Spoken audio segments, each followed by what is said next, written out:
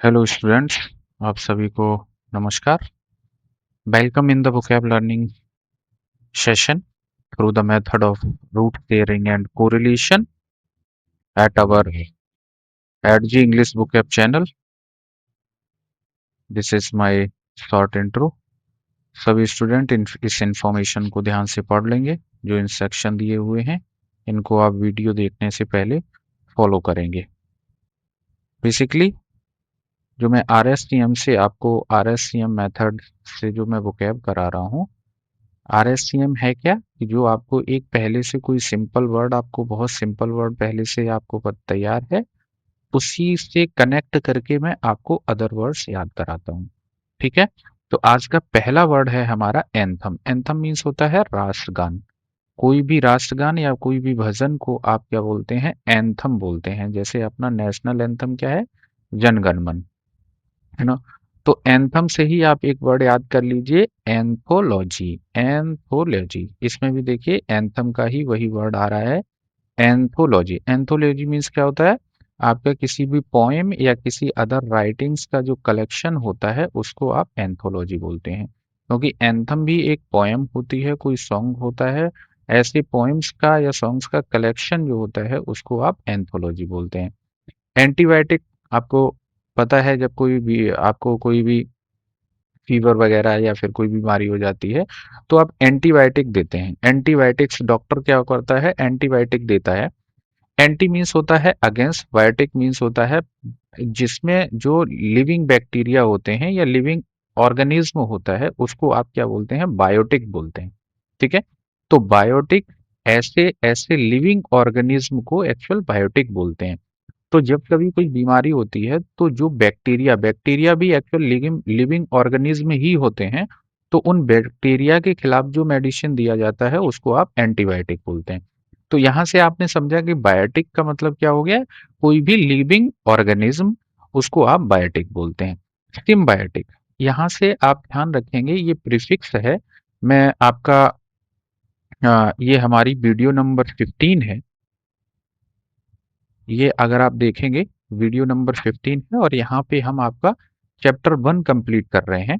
इस चैप्टर के बाद में मैं आपको एक क्लास में प्रीफिक्स की क्लास करा दूंगा, जिसमें कि आपके 30 टू 35 में प्रीफिक्स बताऊंगा। उन प्रीफिक्स के बेस पे ही आपके ये जो भी 12,000 वर्ड हैं उन सभी उसी 30-35 प्रीफिक्स में कवर हो जाएगा। तो सिन या सिम, इसका मतलब होता है सिमिलर, जो कि आप देखते होंगे सिनोनिम। सिनोनिम में SYN, synonym, synonym, NYM, synonym, है ना। तो सिनोनिम में जो जो SYN है या SYM, इन दोनों का मतलब होता है सिमिलर। कोई भी चीज सिमिलर है या फिर सेम है, सिमिलर या सेम। दूसरा मतलब होता है इसका टुगेदर, टुगेदर। ठीक है, तो यहाँ देखेंगे सिम का मतलब यहाँ पे टुगेदर है, टुगेदर। जब कोई ऐसे जीव जो साथ रह सकते हैं उसको आप क्या बोलते हो? सिम्बायोटिक कहते हो। इन्वॉल्विंग म्यूचुअल बेनिफिशियल रिलेशनशिप, ऐसा रिलेशनशिप जिसमें कि दोनों ऑर्गेनिज्म जो साथ रहते हैं उनको दोनों को जिसमें फायदा होता है, दोनों के लिए बेनिफिशियल होता है, ऐसी ऐसे लिविंग थिंग्स को आप सहजीवी बोलते हैं। तो सिम्बायोटिक का मतलब क्या होता है? सिम सहजीवी। और इस प्रक्रिया को जो सहजीवन होता है, इसके लिए इंग्लिश में आपका सिम्बायसिस वर्ड आता है। ये नाउन है, ये एडजेक्टिव है। बायोटिक आपने समझ लीजिए कि लिविंग ऑर्गेनिज्म, जो लिविंग ऑर्गेनिज्म जो साथ में रहते हैं, सिम मीन्स टुगेदर, टुगेदर एक साथ में रहते हैं और एक दूसरे के लिए बेनिफिशियल भी होते हैं। ऐसे जीवन को जो दोनों साथ में रहते हैं उसको सिम्बायोटिक बोलते हैं। और सिम्बायसिस वो प्रक्रिया का नाम होता है।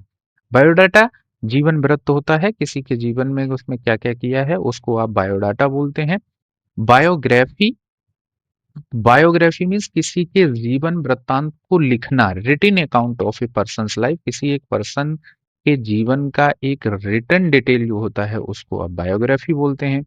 ऐसा पर्सन जो किसी की बायोग्राफी को लिखता है बायोग्राफर कहलाता है।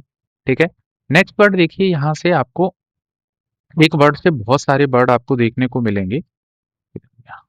हेलो, हाँ, एंटिक।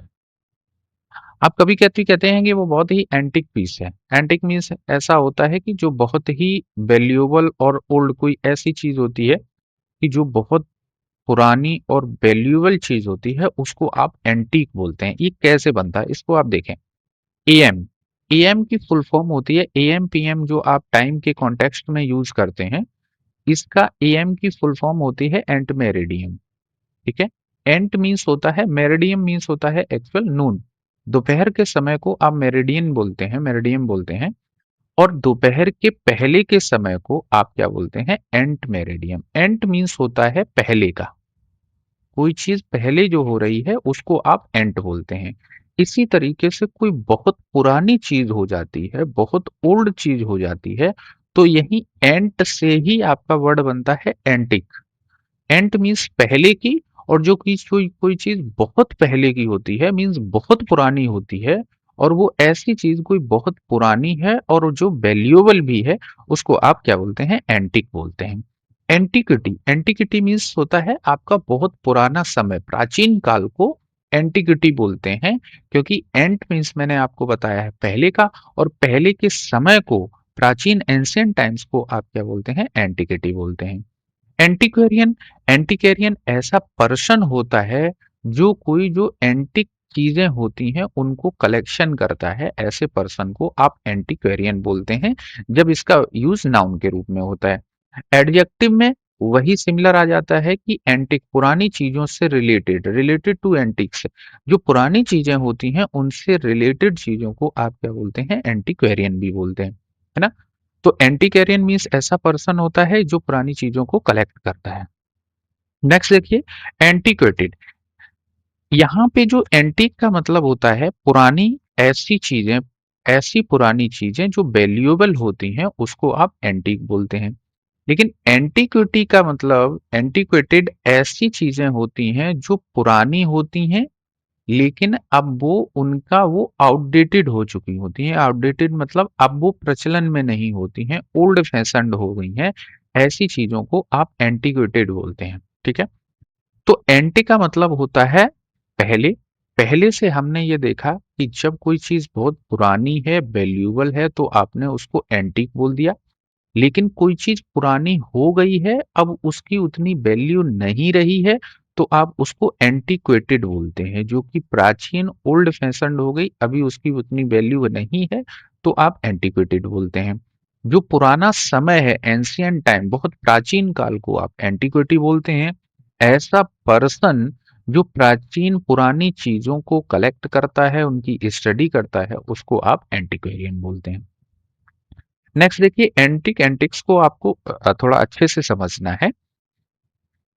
कभी कभी जो पुरानी चीजें होती हैं वो बहुत अजीब सी होती हैं, बहुत विचित्र टाइप की होती हैं। तो एंटिक इस टाइप की कुछ अजीब और विचित्र चीजों को आप एंटिक बोलते हैं। ग्रोटेक्स और बिजार, कोई बहुत विचित्र चीजें होती हैं, विचित्र, कोई भी विचित्र टाइप का बिहेवियर या विचित्र टाइप की कोई वस्तुएं होती हैं, तो उसके लिए आप क्या यूज करते हैं? एंटिक यूज करते हैं। ठीक है। और जब किसी पर्सन की, जब कोई किसी भी आ, कोई अगर कोई वस्तु है, कोई ऐसी चीज है जो अजीब या विचित्र जैसी है, तो आप उसको एंटिक बोलते हैं। और जब कभी किसी भी पर्सन की हरकतें अजीब सी हो जाती हैं, तो उन हरकतों को एंटिक्स बोलते हैं। पुलिस और प्लेफुल बिहेवियर, किसी भी पर्सन की ऐसी हरकतें होती हैं जो विचित्र सी होती हैं, अजीब सी होती हैं, तो उसको आप एंटिक्स बोलते हैं। ठीक है। आपने ऊपर एंट का मतलब समझा था कि पहले।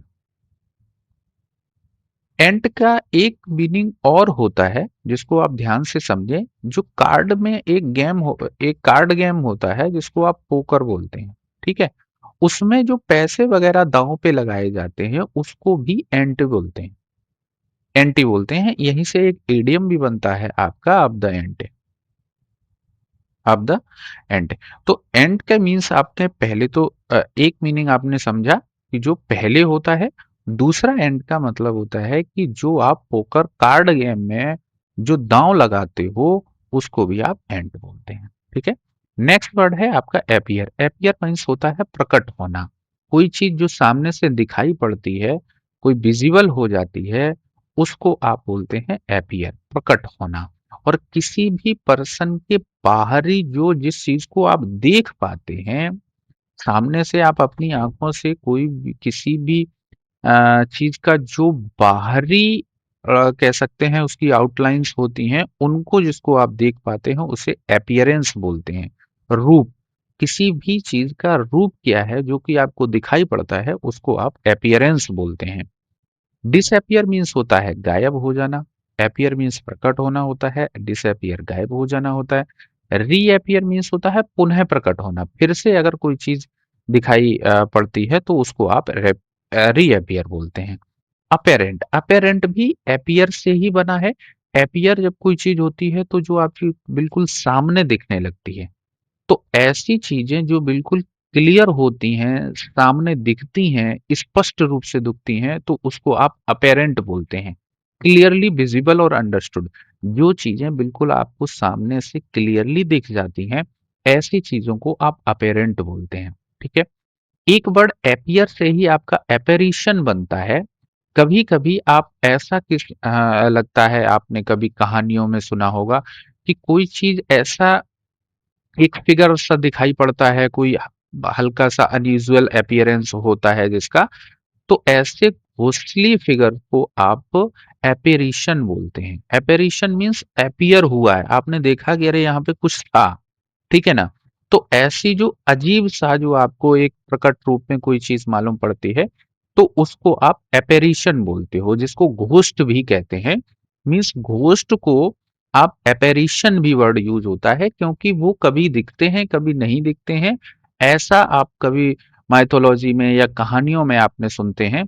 तो एपियर से ही एपेरिशन वर्ड बनता है, कि जो चीज आपको सामने से प्रकट रूप से कभी कभी दिखाई पड़ती है, तो उसको आप एपेरिशन बोलते हैं। ट्रांसपेरेंट, ट्रांसपेरेंट पारदर्शी होता है, जिससे लाइट पास हो जाती है, ऐसी ऐसी चीज को आप, ऐसी चीजों को आप ट्रांसपेरेंट बोलते हैं।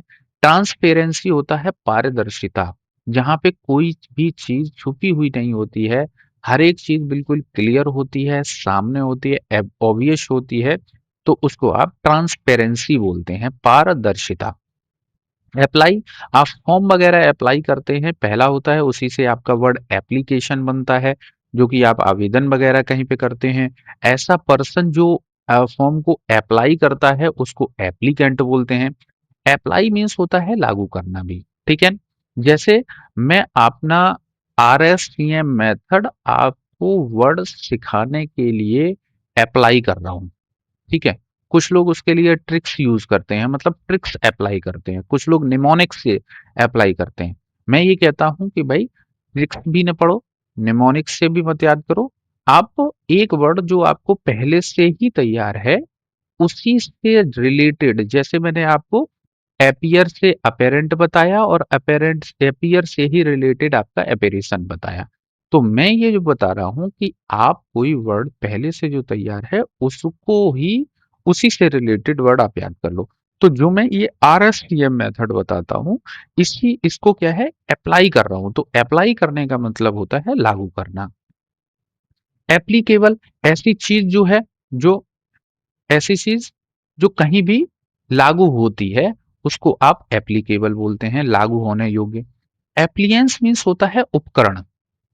आप कभी जो भी चीज यूज करते हैं, जो भी चीजों को यूज करते हैं, जिसको कहीं पे अप्लाई कर सकते हैं, जिसको कहीं पे लागू कर सकते हैं, उनको आप एप्लियंस बोलते हैं। कोई भी डिवाइस होता है या कोई टूल है जो कि एक किसी भी काम को करने के लिए डिजाइंड होता है, मतलब आप उसको, उस टूल को या किसी डिवाइस को जब आप कहीं पे उसको अप्लाई कर देते हैं, तो एक्चुअली आप उसको कहीं ना कहीं अप्लाई ही करते हैं, उसको कहीं ना कहीं यूज करते हैं। इसलिए जो भी टूल या कोई उपकरण होते हैं, उनको एक वर्ड एप्लियंस भी दिया जाता है, उनको एप्लियंस भी कहते हैं। ठीक है। नेक्स्ट वर्ड देखिए, एप्लीक। आपने कभी देखा होगा कि कुछ एक बहुत डेकोरेटिव वर्क होते हैं, जो छोटे छोटे कारीगर जो अपने हाथ से बनाते हैं, नीडल मतलब सुई से लेकर के उनको कहते हैं पच्चीकारी या बहुत अच्छी नक्काशी कपड़े पे करते हैं। मीन्स वो अपनी कारीगरी एक कपड़े पे अप्लाई कर देते हैं, तो ऐसे वर्क को जो कि सुई की सहायता से किसी एक कपड़े पे किया जाता है, उसको सुई का काम बोलते हैं। मतलब उसमें जो सजाने का काम होता है सुई के द्वारा, उसको एप्लीक वर्क बोलते हैं। ठीक है। तो यहां से मैंने आपको ये कुछ वर्ड्स कराए। हमारा ये वीडियो नंबर 15 है। यहाँ पे मैंने आपको चैप्टर 15 चैप्टर 1 आपका क्लियर हो जा रहा है। मैंने चैप्टर्स का डिवाइडेशन किया है और इनको मैंने अलग-अलग मैंने बेसिकली 500 वर्ड्स का एक चैप्टर में वर्क कर रहा हूँ। ठीक है। एक चैप्टर में आपको 500 प्लस वर्ड मिलेंगे। तो इस तरीके से मैंने आपको जो पिछली वीडियोस में 1 टू 15 में मैंने आपको 500 वर्ड कंप्लीट करा दिए हैं और यहाँ पे हमारा चैप्टर 1 कंप्लीट होता है। नेक्स्ट हम चैप्टर 2 के वीडियोस आपको प्रोवाइड करेंगे। ठीक है। तो आप सारे वर्ड्स को बहुत अच्छे से तैयार करें और ये आपके जो नेक्स्ट कमिंग एग्जाम है उनके लिए बहुत ही यूजफुल होगा। मिलते हैं नेक्स्ट वीडियो में। Thank you to all.